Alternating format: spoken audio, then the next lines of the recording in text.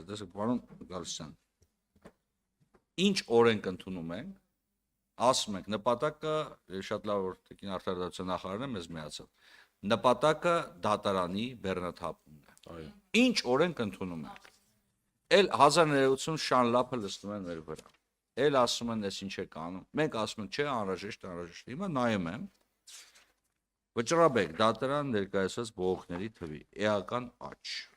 Վերաքննիչ քաղաքացիական դատարանի բողոքների եւ գործերի թվի էական աճ։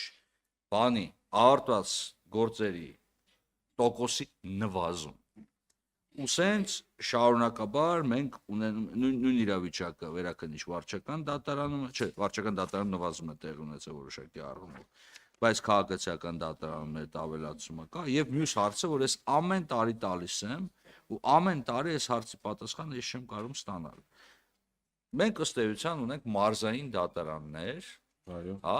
որոնք քիչ թե շատ, ես չեմ ասում, ծավալային առումով իրանք նույնը պետք է լինեն, բայց համենայն դեպս ողոքարկման տոկոսի տեսանկյունից, ինչքան կներեք, բեկանման տոկոսի տեսանկյունից, ծանրաբեռնվածության տոկոսային տեսանկյունից եւ այլն, պետք է քիչ թե շատ համադրելի լինեն։ Մեր մոտ հիմա որ ուշադրություն դարձնենք բեկանման տոկոսները պլանավորված եւ իրական, ապա կտեսնենք, որ հսկայական տարբերություն կա տարբեր դատարանների մոտ։ Եվ ստեղ իմ կարծիքով հենց դեպարտամենտի հարցը մեր պատասխանատվության տիրույթում էլ է հասկանալ, թե ոնց ենք պլանավորումը իրականացնում եւ ինչի հիման վրա օրինակ մի դատարանում այդ թիվը կարող հասնի մինչեւ 6% բեկանման պլանավորածը կամ իրականը, իսկ որոշ դատարաններում 0.2%, 0.8%, 0.4%, նույն դատարանների մասն է խոսքը, այսինքն նույն ացյանի, այսինքն նույն գործառույթներ ունեցող դատարանների մասն են խոսում։ Եվ այս հարցը պարբերաբար տալիս եմ եւ պարբերաբար մենք ունենում ենք նույն իրավիճակը եւ շատ կուզենայի որ մենք ունենանք հստակ բացատրություն սրա, էլի։ Օրինակ հեսա Տավուշի մարզի առաջին ացյանի դատարան, ուրեմն նախատեսվել է 0.6 տարեկան ճշտված պլանը, սա բեկանված դատական ակտերի թիվը կայացված դատական ակտերի թվում տոկոս 0.6 1.8 բայց 0.6-ը ոնց ենք ակնկալել։ Հիմա մյուսն եմ նայում, մյուս դատարանն ենք նայում, ներեք Շիրակի մարզ օրինակ, էլի։ Շիրակի մարզում 0.2%, հաստացին 0.5։ Գնում ենք որտեղ է։ Սա Լոռու մարզ, քիչ թե շատ մոտ է 0.3-ա 0.4-ա։ Հաստատ։ Եվ sense որ նայում ենք տարբերությունը ախր շատ մեծ է եւ սա որներ մի սա էլ ասեմ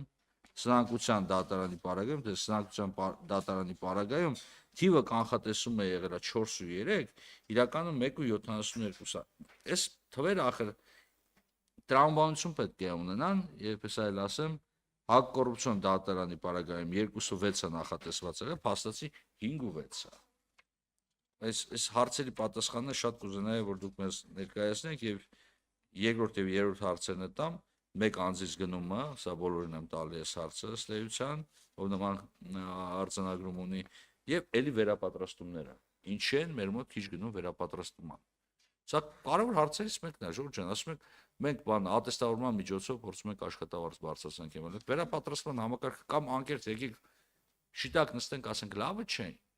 Դրա համար չեն գնում կամ պատասխանը փորձենք գտնենք իրար հետ միասին։ Խնդրեմ, պարոն Գալստյան։ Շնորհակալություն։ Մեկ անձից սկսենք, պարոն Վարդանյան։ Մենք տարվա մեջ ունենում ենք մոտ 1.5 միլիարդ մեկ անձից գնում։ Դա հիմնականում մոտ 1.150 միլիոնը հայփոստի ծառայությունն է։ Մնացածը կոմունալ ծախսերն են, գազ, էլեկտրաէներգիա, ջուր եւ այլն։ Ու կան որոշակի մեկ անձից գնումներ, որ հեղինակային իրավունքի հետ է կապված։ Ասենք մեր քաստ ծրագրավորողը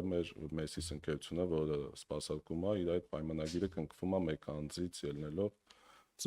հեղինակային իրավունքից ելնելով։ Այլ մեկ անձ գնումներ մենք կարելի ասել չենք ունեցել, հիմնականում հետ է եղել։ Մանր ինչ-որ բաներ կարող է, այդ կանխիկի չափականակով բան, որը որ մեզ տրված է մի քանի միլիոն տարվա շրջանակում կարող է այդ եղած լինի։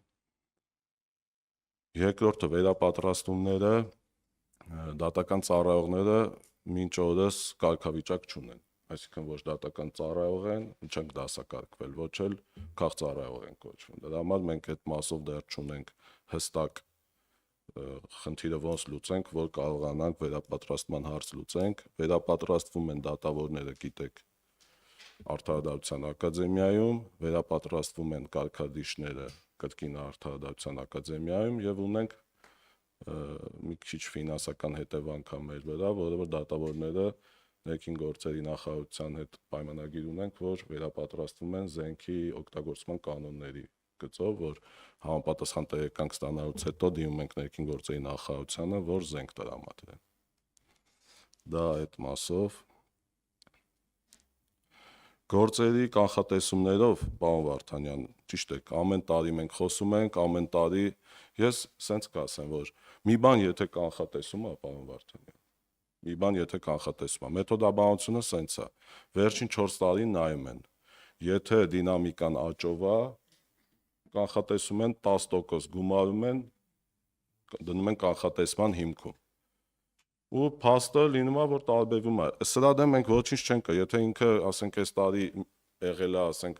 բարձր, ասենք, քանակի, շատ քանակի մուտքեր կամ փոխանցված գործեր, նայում են դատարանները,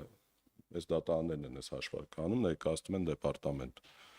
Նայում են կանխատեսում է, որ դինամիկան դեպի աճ է, գումարում են, եթե նվազում է, հանում են, ներկայացնում են։ Այս թվերը էս է։ Ես առաջարկում եմ մենք փաստերով նայենք, փաստերով առաջնորդվենք,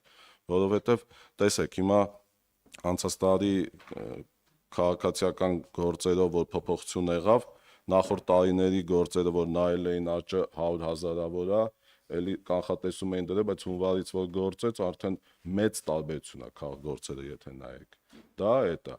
Այսինքն իրանք կանխատեսելի չէր, այն դեպքում, որ հունվարին մենք ներկայացրել ենք բյուջեի հայտը փետրվարին, այդ ժամանակ կանխատեսելի չէր, որ օրենսդրական փոփոխությունը կարող է լինի ու մեծ թվերով մտել է ոնց որ ներկայացվել է։ Սենց բաներ կարող է լինի, բայց ես առաջարկում եմ փաստով առաջնորդվենք։ Պարոն Գալստյան, տեսեք, հիմա նայեք, փոխկապակցում եմ։ Վեր ենք լուծում դատարանները։ Նույն գործառույթ իրականացնող դատարանների մոտ տարբեր 3 տարվա կտրվածքով ձևավորվել է տարբեր բեկանման տոկոսներ։ Դե կա լավագույն ցուցանիշ ու վատթարագույն ցուցանիշ, էլի ենթադրենք։ Հիմա գաղափարը հետևյալն է, այն դատարանները, որոնց ակտերը քիչ են մեկանում, նշանակում է, որ դա ավելի հիմնավոր է, ավելի պրոֆեսիոնալ է եւ այլն։ Երբ որ շատ են բեկանում, ուրեմն մենք խնդիր ունենք բովանդակային։ Հիմա տեսեք ոնց է այս թիվը կոռելացնում մեկ այլ թվի հետ։ Մնայեք, ընթերցում եմ։ Հատուկ պատրաստության դասընթացների դատավոր մասնակիցներ մարդ։ Նախատեսվել է 150 հոգի, 21-ն է գնացել։ Պատճառը տարբերությունը պայմանավորված է դատավորների ծանրաբեռնվածությունից ելնելով դասընթացներին մասնակցելու համար ժամանակ տրամադրելու անհնարինությամբ։ Հիմա ստացվում է հետևյալը, եթե մենք այն թիվը չենք վերլուծում, չենք հասկանում, Ժորժ, այս դատարանում այսքան բեկանման տոկոս բարձր է, ակնհայտորեն բարձր է։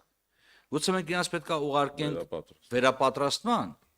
բայց ես չեմ կարող գնալ վերապատրաստման, որտեղ ես ակտեր եմ ընդունում, ծանրաբեռնված եմ։ Բայց դու չգնաս վերապատրաստման, այս բանը շղթան չի։ Պարոն Վարդանյան, մենք էլ չենք կարող ներողություն ստիպել։ Դատավորին ստիպենք, ասենք գնա վերապատրաստման։ Չէ, մենք չենք կարող ստիպել, բայց մենք չենք կարող ստիպել դատավորին, եթե դատավորին ոչ ոք չի կարող ստիպել, մենք օրենքով կարող ենք դնենք պարտավորություն, որպեսզի համապատասխան վերլուծություն կատարեն։ Մենք չենք ստիպում դատական իշխանությանը կատարել գործողություններ։ Մենք ուզում ենք հասկանանք հետևյալը, մեր բեռը պատկերացրեք քաղաքական, որ ամեն ալարող, չալարող առավոտվանից երեկո քննադատում է մեզ դատական իշխանության պրավալների համար։ Ճիշտ է։ Մենք էլ ասում ենք հետևյալը, Ժորժ ջան, տեն չի ախր, էս ուզել են արել ենք, էս ուզել են արել ենք, էս ապավել, էս ասել են արել, կնվազի գործերը, կնվազեցնենք։ Լիքը բաներ, լիքը օրենսդրական ակտեր կասեցել են, կանգնեցել են, որովհետև ասել ենք, միջև դատական իշխանության հետ չքննարկենք, միջև սրա էրգոնոմիկան չհասկանանք, չենք տանելու առաջ։ Եվ տենց ենք անելու, մենք այդպիսի աշխատանքով ենք գնում։ Բայց արդյունքում ստացվում է, ով ինչ թիվ ուզում գրում է, մեր լավ դատական, բարձրագույն դատական խորհուրդը,